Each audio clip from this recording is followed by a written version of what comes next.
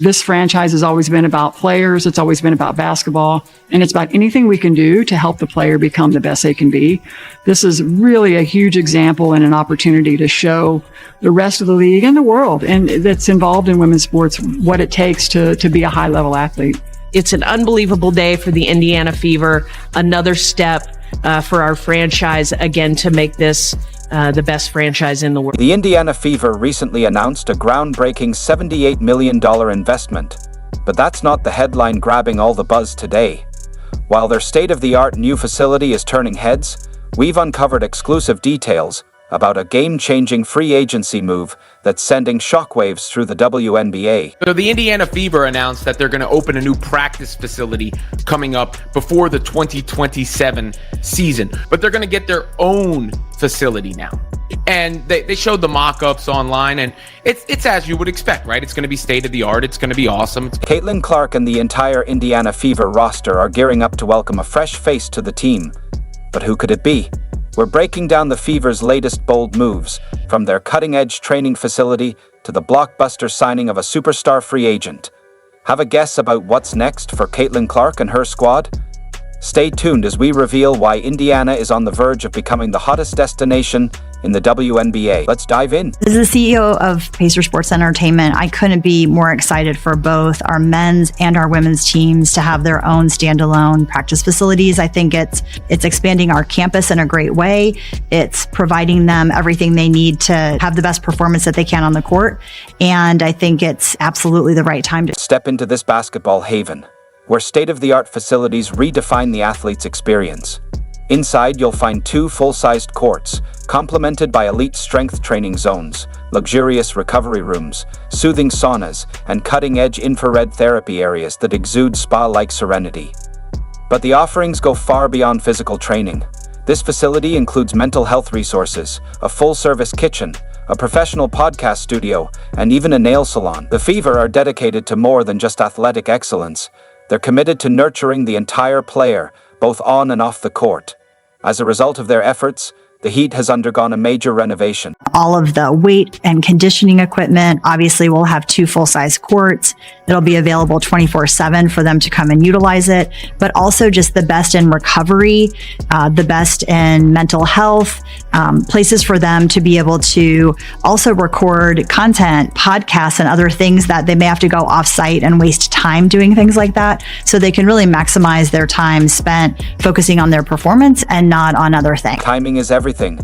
The new facility is set to open in 2027, aligning perfectly with the expiration of Aaliyah Boston's rookie deal and Caitlin Clark's contract in 2028. It's clear the Fever are playing the long game, sending a bold message to stars and free agents: this is where you want to be. Meanwhile, the contrast couldn't be starker. The Connecticut Suns share their practice space with birthday parties and yoga classes. As Elisa Thomas aptly put it, we're a professional team competing for playoffs, and we have to share our court with a 2-year-old's birthday party.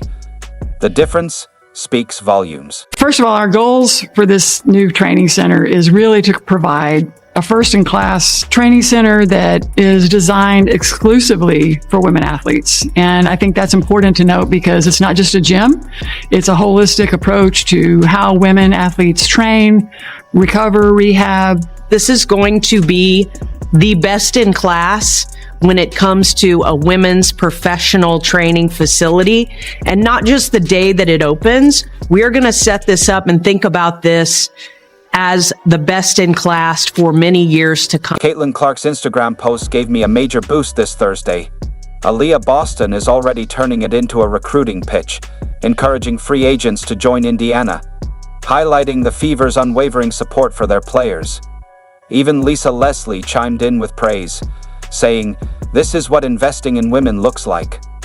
When legends acknowledge your work, it's a clear sign you're on the right path. In the Connecticut Sun, we practice in like the recreational, like the tribal facility because the team is owned by the tribe. And so sometimes there'll be people doing like yoga classes and that's crazy. And different stuff. And like we'll be on the court, like practicing on the full court, like the full during NBA your practice court. doing that? Right. And then they'll come in and we have to like put the divider down. Hell no. And then we'll start going on a court that was like smaller than like a high school court. Kid you not, while we're in the playoffs. They talking about keep it down. We got a yoga class going on over here. Yeah, And it's like you peek your head over the side, and it's like 3 people over there, like doing downward dog or something crazy, right? You know. Breaking news from Indiana: the Fever have cored Kelsey Mitchell. In WNBA terms, this gives them exclusive negotiating rights during free agency. Mitchell, a standout star, has been offered a 1-year Supermax contract valued at nearly $250,000, a clear demonstration of the team's commitment to her and their vision of building a powerhouse roster. Ah, said Sponge. So the two of you...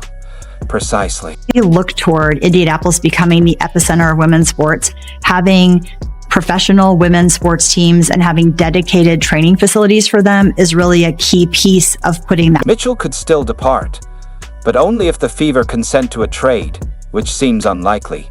If she does leave, the Fever could secure valuable assets in return.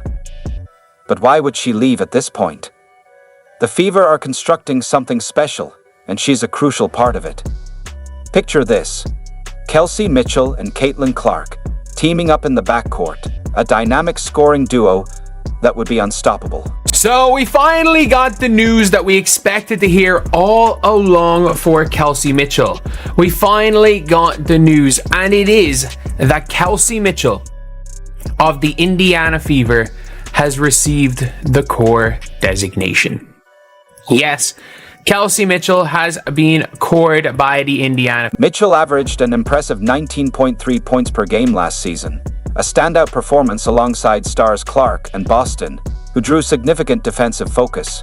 With both Clark and Mitchell on the court together, opposing defenses will face a major challenge in trying to stop them. The Fever are constructing a roster primed for long-term success. With 9 players already under contract for 2025 and $650,000 in cap space, they can offer Mitchell her supermax salary while still having room to sign another key player. Asking me to give a percentage chance of Kelsey Mitchell staying, I would go as far as to say 99.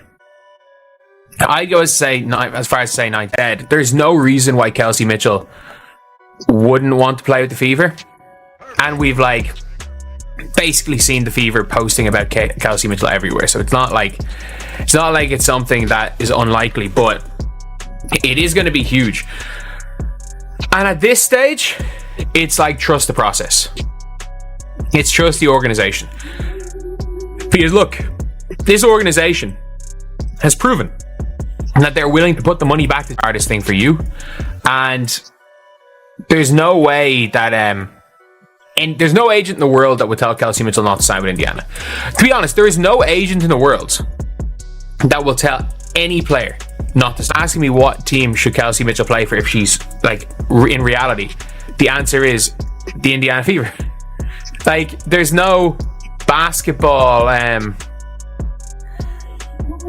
there's no genuine basketball reason for her to play for anyone else. Is there even a non-basketball reason for her to play for the Fever? There's no, maybe if we're talking about, non-basketball reasons, personal reasons maybe, but off-the-court reasons, there's none either. You're one of the top free agents in this year. So, I mean, do you have any ideas of what you might prioritize, or do you plan to stay in Dallas next season? Yeah, I mean, I've already communicated with Dallas how grateful I am because they've made this a home for me for the past years, and I'm working with them together and finding a next home for me because I've already played my last game, and I'm just excited. I'm excited for free agency. I'm able to talk to a lot of players outside the league because I have not played on a different team yet, and I'm excited to get to know them more on a personable level, but also knowing how they approach the game. And I just love having basketball conversations and high-level IQ conversations about the game to know where I will fit. To just following up there, I guess, because you said it's out to, what was Dallas's reaction when you communicated that to them? Obviously, at first they were still trying, but I think what is most effective is working with the player and listening to their wishes and hearing out how we can find the best solution for